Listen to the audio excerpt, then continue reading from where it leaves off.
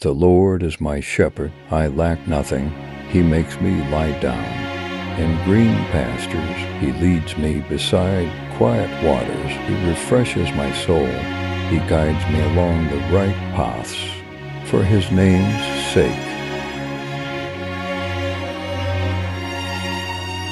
Even though I walk through the darkest valley, I will fear no evil, for you are with me. Your rod and your staff, they table before me in the presence of my enemies.